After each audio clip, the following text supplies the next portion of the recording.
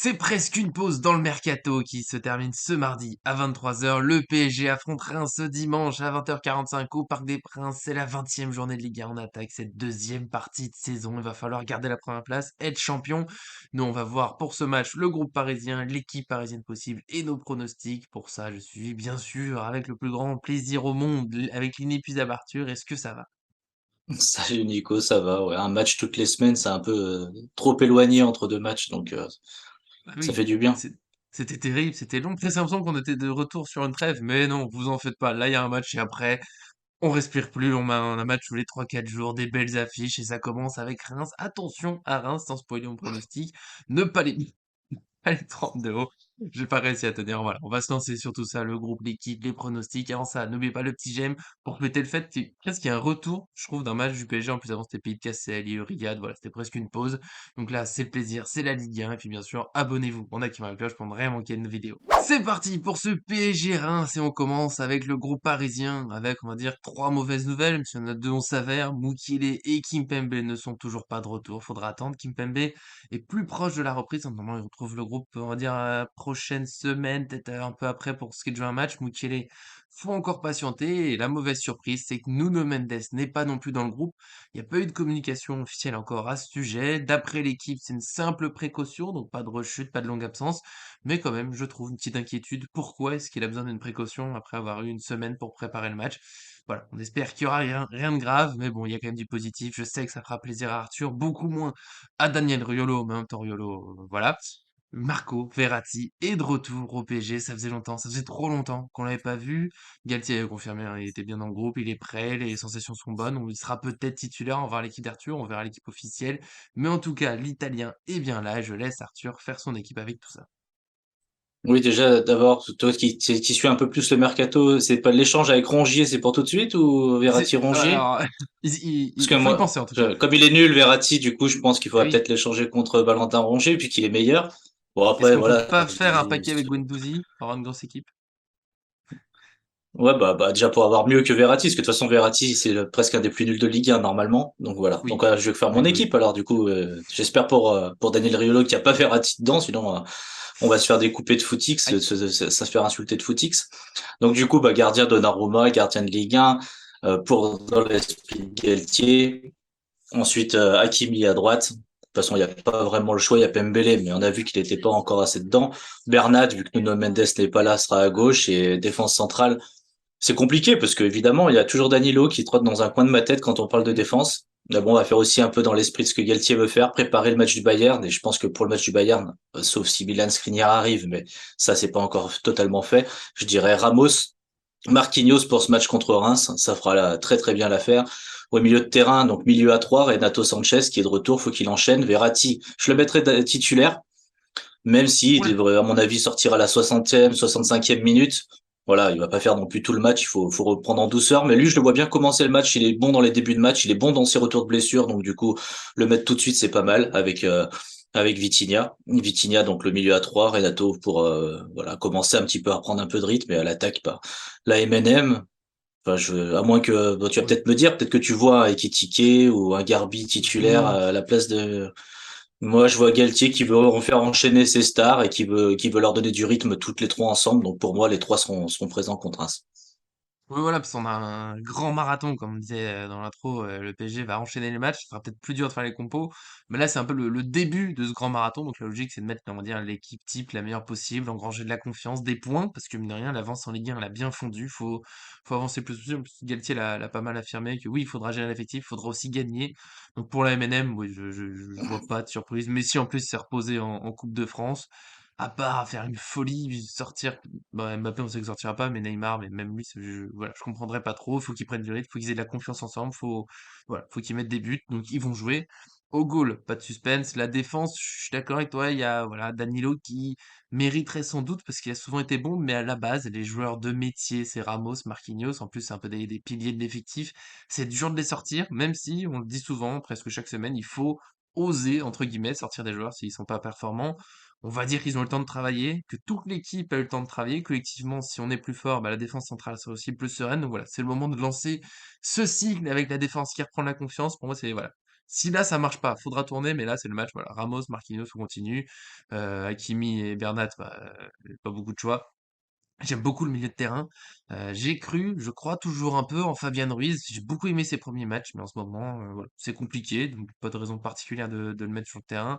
Soler continue d'être le Draxler amélioré parce qu'au moins il est décisif de temps en temps, mais voilà, je le vois pas passer devant Vitinha, Verratti, Renato Sanchez. Pour Verratti, je suis d'accord. Souvent les retours de blessure, je les vois plutôt sur le banc, mais lui, il a cette capacité extraordinaire, même s'il est nul, évidemment, ne l'oublions pas. Je trouve que quand il revient de blessure, il est performant tout de suite. Il a rarement eu, je me rappelle pas, des rechutes parce qu'il avait été titulaire. Donc oui, 60 minutes, ça me paraît pas mal. Et Vitinha, Renato Sanchez, bah ça peut être un très beau trio pour la Ligue des Champions. Donc faut l'essayer. Renato Sanchez, faut qu'il marque des points maintenant. Les autres n'ont pas été en forme. Donc voilà. Sinon, je pense l'autre option, ça serait Danilo au milieu de terrain. Ça peut être voilà l'autre possibilité parce qu'il a été plutôt bon. Ça fait moins rêver sur la percussion possible. C'est à Sanchez de montrer que voilà, il a ça en plus par rapport à Danilo, qui est sinon une belle tour défensive. Mais voilà, ta compo elle me plaît. Je sais pas si tu veux répondre rapidement à tout ce que je viens de dire. Oui, non, on peut aller brièvement, mais il y a toujours l'option de Warren Zaïre Emery pour savoir où est-ce qu'il est situé dans la hiérarchie, parce que pour moi, c'est le troisième, on va dire, milieu de terrain le plus Oui, performant du moment, c'est lui. Après, bon, voilà, on sait que ça marche pas balle au statut et du coup, c'est souvent compliqué. Mais bon, voilà. Et pour moi, il postule quand même dans un match comme ça, selon les états de forme. Mais Renato, j'ai mis Renato parce que je pense que Galtier, Campos, ils misent beaucoup, beaucoup sur Renato Sanchez. Et de toute façon, pour voir s'il est capable de tenir la cadence jusqu'au Bayern Munich, il faut le mettre. Et puis s'il se blesse, il se blesse, quoi. oui, voilà. Après, c'est sûr, hein, je te connais, je le sais. S'il y a, oui, finalement titulaire, on râlera pas, c'est clair. Mais on essaie aussi de faire un peu l'équipe probable. Ça serait une petite surprise qu'il soit titulaire alors que les autres sont là. On est, voilà, là, faut prendre des points. J'aimerais bien qu'il puisse rentrer en jeu, évidemment, dans un match qui se passerait bien. Vous, en tout cas, voilà, nous, on essaie de faire un peu le tour de ce qu'on pense être possible. Dites-nous dans les commentaires ce que vous en pensez, si l'équipe vous plaît, si vous avez d'autres idées, pourquoi pas. On est ouvert à tout. Peut-être une défense à 3. De temps en temps, elle revient. On sait pas trop quand, on sait pas trop comment. Mais j'ai l'impression que c'est plutôt le système à 4 qui va s'installer pour le PSG. Et nous, pour l'instant, on passe au pronostic. On se lance dans les pronostics de PSG Reims et on respecte la tradition. Arthur a donné son équipe. Je donne le pronostic en premier. Pas si simple, je trouve, mais je vais mettre pour moi un 3-0 pour Paris. J'attends, voilà, je suis sur l'idée du renouveau pour ne pas parler d'un film Disney que tout le monde connaît, mais j'espère que le PSG, voilà, il a eu du temps pour travailler. Galtier a évoqué des bonnes séances, la récupération défensive qui a été travaillée, l'animation offensive. J'ai envie de voir le résultat. Je m'attends quand même pas à un massacre complet parce qu'on est sur un PSG qui doit retrouver de la confiance, du rythme, hein. On l'a dit, Verratti, il est exceptionnel, mais il revient quand même de blessure. Renato Sanchez, on sait pas encore trop ce que ça va donner. Mais bon, il y a quand même de quoi faire. Et puis Reims, mine de rien, ça a été souligné. 13 matchs sans défaite. Je trouve que c'est relativement impressionnant. Ils vont venir avec de la confiance. Normalement, avec l'envie de jouer, hein. C'est une équipe plutôt offensive, agressive, normalement. Même si on sait que des fois, une équipe qui vient au parc devient soudainement très défensive, 5-4-1, et on bétonne tout. Mais voilà, je vois Reims quand même tenir un moment.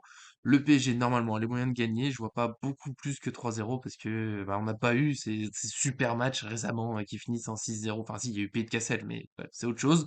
Et encore, le match n'était pas forcément génial. Donc voilà, 3-0 de mon côté, même s'il y a Verratti et Neymar sur le terrain qui sont bien sûr des joueurs exécrables.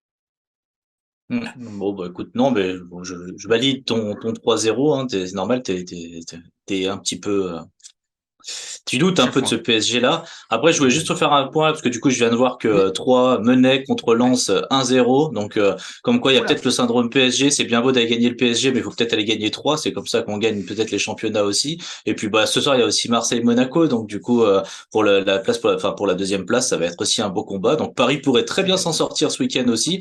Donc, mon pronostic, il évolue pas, hein. C'est toujours un peu comme toi. Bon, des fois, c'est toi qui dis qu'on va se prendre un but. Des fois, c'est moi. Bah, cette fois, c'est moi.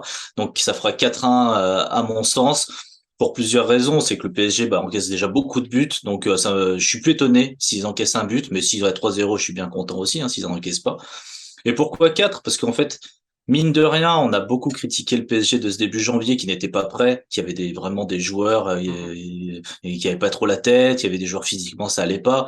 Je pense que là ils se sont remis dans le bain, ils ont bien travaillé, il va falloir expulser un petit peu tout ça. Je pense comme toi que ça va prendre du temps parce que bah, le PSG a du mal à rentrer dans ces matchs. Ça, c'est pas nouveau. Mais une fois qu'ils seront rentrés dedans, je pense que ça va vouloir jouer. Ça, devant le, voilà, au Parc des Princes et tout, je pense que ça devrait le faire. Verratti, le retour, pour moi, ça change tout. Mince, excuse-moi, je voulais pas trop en parler Aïe, parce que forcément, aïe. ça risque d'être un petit peu mal pris par la communauté anti-Verratti. Mais après, voilà, je pense que Verratti change tout au milieu de terrain, déjà dans la conversation. Oui, dans la conversation des Oui, joueurs entre eux, déjà, évidemment. c'est pas mal. Dans la Avec l'arbitre conservation du aussi. ballon, c'est énorme. Je veux dire, d'avoir Verratti, il va bien évidemment récupérer des ballons, il va faire des ressorties de balles et il va évidemment permettre à Neymar de jouer beaucoup beaucoup plus haut parce que quand Verratti est là, Neymar descend beaucoup moins chercher le ballon. C'est un relais, mais c'est plus un joueur qui vient chercher la balle. Donc pour moi, ça change pas mal de choses. Donc je vois le PSG petit à petit monter en puissance à partir du premier but, comme souvent. Je pense qu'ils vont faire ils vont faire la différence et je crois comme tu l'as dit au tout début, l'objectif maintenant, c'est d'aller évidemment battre Marseille au Vélodrome en Ligue 1, après avoir bien sûr marché sur le Bayern Munich, mais quand même, l'essentiel, c'est Mmh. la Ligue 1, battre Marseille en Ligue 1 au Vélodrome. Et puis bien sûr, battre Marseille en Coupe de France au Vélodrome. Il y a de belles choses Ah ouais, prévues pour, ça pour c'est le mois à sûr. venir. Tu m'as presque convaincu à dire 4-0, mais je me méfie toujours un peu de ce PSG. Mais tu remarqueras quand même que dans mon relatif pessimisme, j'ai mis 0 but. Et justement, parce qu'il y a Verratti, on va être mieux avec la balle. Et puis, voilà, on nous a promis du mieux défensivement. Eh bien, soyons fous, soyons partis, ça va le faire.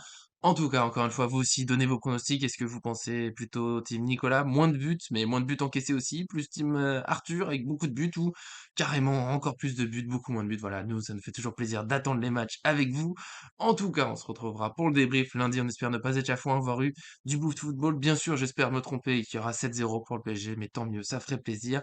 Et puis, bien sûr, abonnez-vous pour rien manquer. À très bientôt sur cette chaîne.